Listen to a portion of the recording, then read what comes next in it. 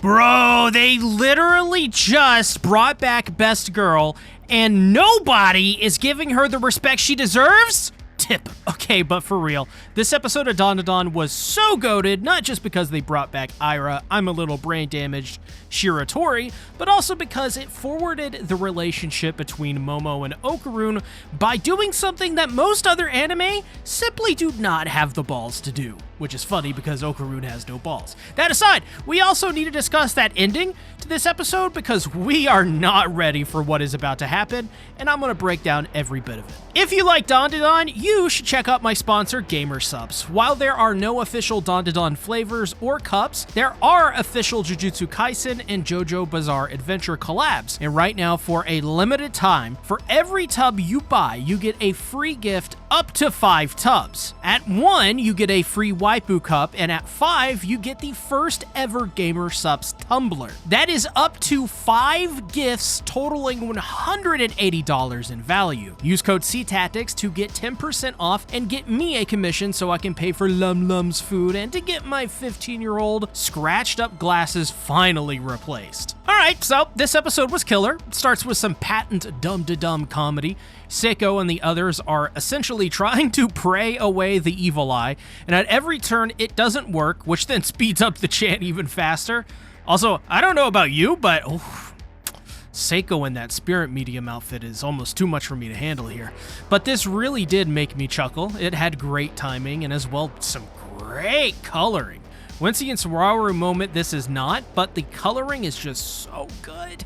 It makes me wonder who is handling that bit of the production for this episode, and after the amazing opening, which I do miss OP1 even more to be honest, we get the moment I have personally been waiting for. More Ira screen time, baby!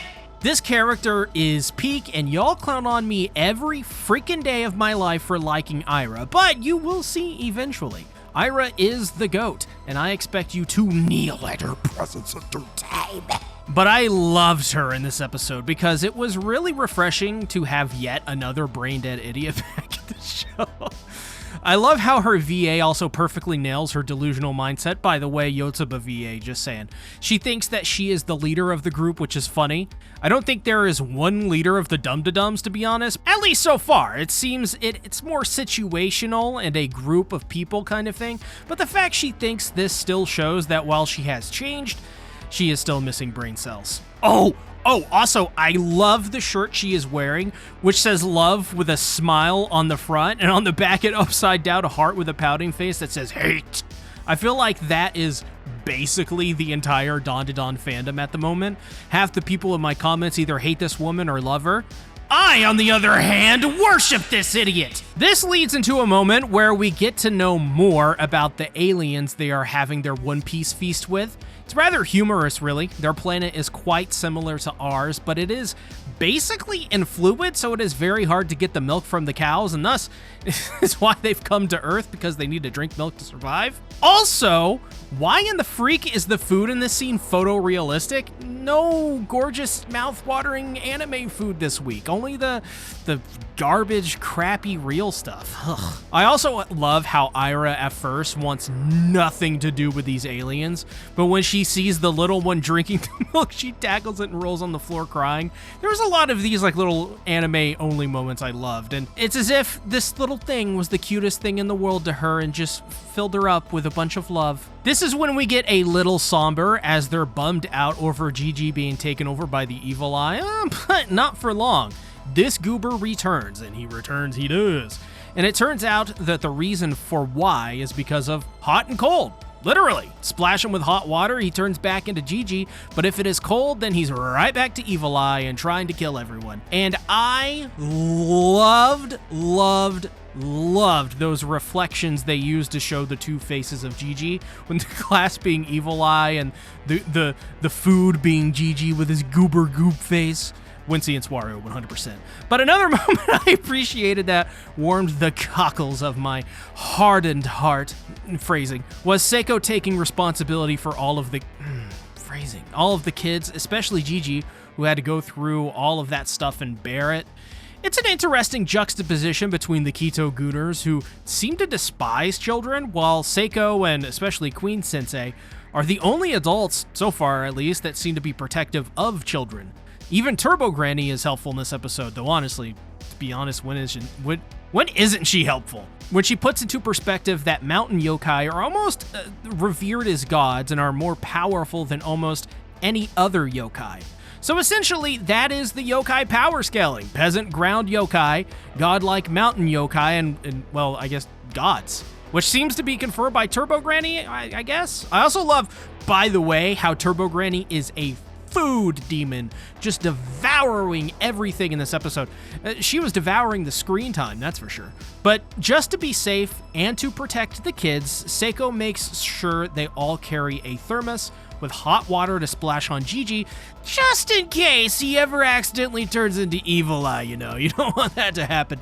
So they go to see off the aliens, which live only a few blocks away. God damn it, this one got me.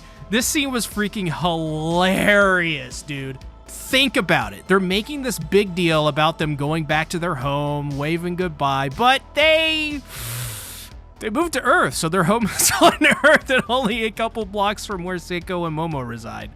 This isn't the only funny part of the episode, which we will absolutely get into later in this video, but oh my god, this was great. Okay, so the next bit also warmed my heart up. I gotta admit, there's a lot of moments like that in this episode. Something fierce, guys, because Momo and Okaroon finally held hands in the car together. I love the dialogue here because Okaroon was telling Momo that he doesn't have any game and doesn't know what to really do.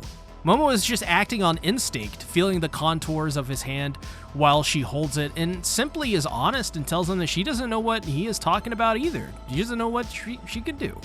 This is a microcosm of why Momo and Okaroon are so good.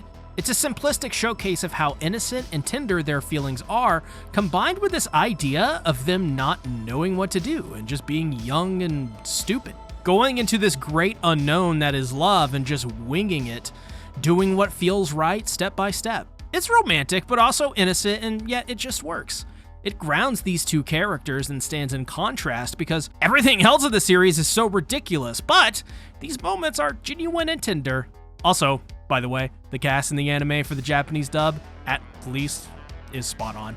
Natsuki Hanai captures Okaroon brilliantly here. I love that goober. Finally, Gigi returns with his family in the goofiest, goobiest way possible, going from crying to noodle in like no time, as the rest of the Dundadums are just happy they are all, well, happy and alive. I also believe this is the first time I think we've seen a set of parents in this show. Correct me if I am wrong in the comments, but that is striking to me. And then we get a fantastic and disturbing Wincy and Swaru when the main Kito Gooner literally rips off her face to reveal, I guess, like an insect creature. She refers to herself as basically like underground people and essentially vows to get revenge on Momo Ayase, which says to me, obviously, we haven't seen the last of these Gooners. This also explains why they look so inhuman and how they were able to survive for so long. They aren't humans and are more similar to the Mongolian death worm than Momo or Seiko are, which should be obvious. God, I'm so bad at just writing stuff, man. And speaking of, Momo and Okaroon are just so totes as they walk to school together. I loved how Momo's friends demand he give Momo back to them, showing another hint at how others see these two, which is as boyfriend and girlfriend, of course. It is super cute, and honestly, I gotta be real with y'all. Momo's friends are just much better in the anime than in the manga. That may be a hot take, but I think they are just so much cooler in the anime. Also, whether you love her or hate her, you gotta feel sorry and then swear fealty to Ira when she shows up and feels like she's been isolated from everyone because of how she treated Momo and spreads rumors about her. Yeah, on one hand, this is just the way the cookie crumbles and how kids will be. But on the other, it sucks to see her treated that way. I mean, she did nothing wrong. But Momo and Okaroon swing by to save her, which I really appreciated.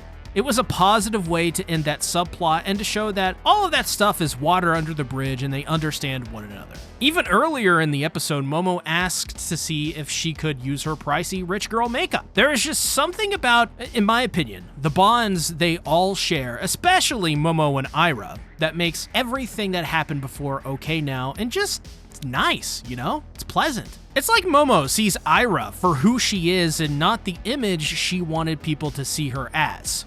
She saw right through her as this brain-damaged amoeba. And it seems as well, Ira will be the stereotyped girl who loves the MC but can't compare to his love interest and loses in the end. Also, I think Momo would rip her head off if she even tried, so probably back off. I like this position for Ira, phrasing, because it plays into her delusions and could lead to her having great moments that sort of give her a second wind. I think over time, we may see her develop her relationship with Okaroon in a way that comes about more as respect and admiration than something romantic. That's my guess, at least. So, Momo asks Ira to stay at her house with the rest of the Dum-Da-Dums, which was just so funny, but also like really kawaii. This was great because it also led into the ending scene where we get the patent Wincy and Waru trolling from the fake-out soy sauce as the second bottle does the trick and summons Evil Eye, as in just a split second he essentially destroys the entire house in the episode. So basically, next episode we should get yet another Evil Eye fight between everyone, and especially Ira. Oh my god, that's gonna be so awesome. Cannot wait for that. I am so hyped for the next episode. Check out this video on the screen here for more Dum-Da-Dum goodness, and be sure to check out the channel icon to the right of that video. This is my Dandadan manga channel where I'm caught up and covering the manga weekly. Make it a great day or not, the choice is yours.